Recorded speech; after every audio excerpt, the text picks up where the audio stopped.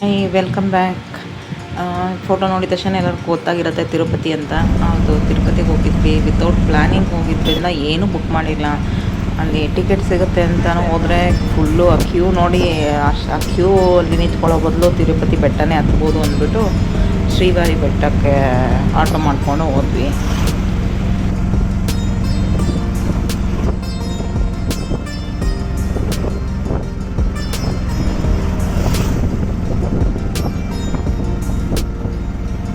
ಬೆಟ್ಟ ಹತ್ತಕ್ಕೆ ನನ್ನ ಮಗಳು ಪ್ರಾಬ್ಲಮೇ ಹೇಳಲಿಲ್ಲ.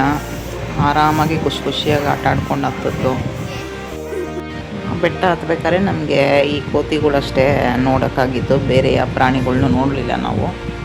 ಬೆಟ್ಟ ಹತ್ತೋ ಕಡೆ ಇಲ್ಲಿ ಕಲ್ಲುಗಳಲ್ಲಿ ಮನೆ ಕಟ್ಟಿದ್ರೆ ಬೇಗ ಮನೆ ಕಟ್ತೀವಿ ಅಂತ ಹೇಳ್ತಾರಂತೆ. ಅದಕ್ಕೆ ನನ್ನ ಮಗಳ ಕೈಲಿ ಕಟ್ಟಿಸ್ತಾ ಇದ್ದೆ. ಆ ಕೆಳಗಡೆ ಇಡಬೇಕಾಯ್ತು ತಾನೆ, ನಮ್ಮದು ಒಂದಿರಲಿ ಅಂತ.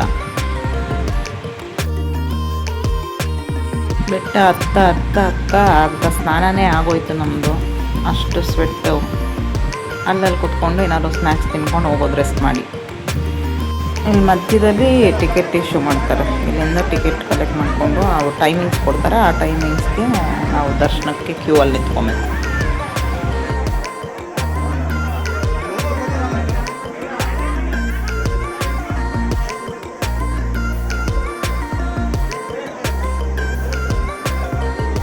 ಫೈನಲಿ ಬೆಟ್ಟ ಹತ್ಬಿಟ್ವಿ. ಈಗ ನೆಕ್ಸ್ಟು ರೂಮ್ಗೆ ಹೋಗಿ ಫ್ರೆಶ್ ಆಗಬೇಕು ಅಂತ ರೂಮ್ಸ್ ತುಂಬ ಟ್ರೈ ಮಾಡಿದ್ವಿ. ನಾವು ಏನೂ ಪ್ಲ್ಯಾನಿಂಗ್ ಇಲ್ದಿರ ಹೋಗಿರೋದ್ರಿಂದ ಯಾವ ರೂಮು ಸಿಗಲಿಲ್ಲ. ಕಡೆಗೆ ಫ್ರೀ ರೂಮೇ ತೊಗೊಂಡು ಅಲ್ಲಿ ಫ್ರೆಶ್ ಅಪ್ ಆಗಿ ದರ್ಶನ ಕೊಟ್ವಿ.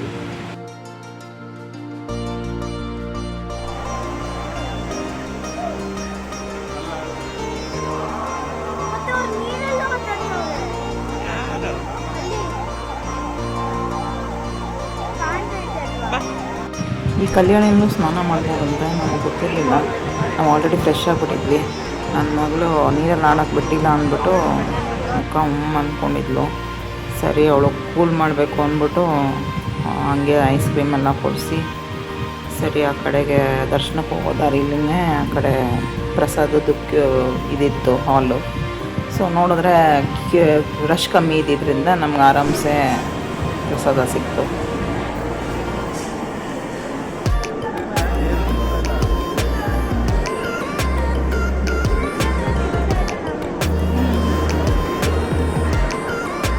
ಸ್ಮೆಲ್ಲೆಲ್ಲ ನೋಡೋದು ಸ್ಟುಪಿಡ್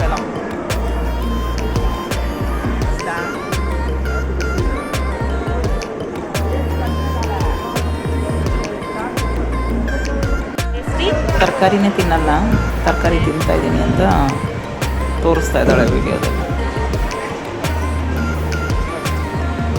ಊಟ ಮುಗಿಸಿ ದರ್ಶನಕ್ಕೆ ಹೋದ್ವಿ. ಆಮೇಲೆ ಫೋನ್ ಇರಲಿಲ್ವಲ್ಲ, ಏನೂ ವೀಡಿಯೋ ಮಾಡೋಕ್ಕಾಗಿಲ್ಲ. ದರ್ಶನ ಮುಗಿಸ್ಕೊಂಡು ಬಂದ್ವಿ. Thank you for watching my video. ಇನ್ನೊಂದು ವೀಡಿಯೋದಲ್ಲಿ ಸಿಗ್ತೀನಿ. ಬಾಯ್.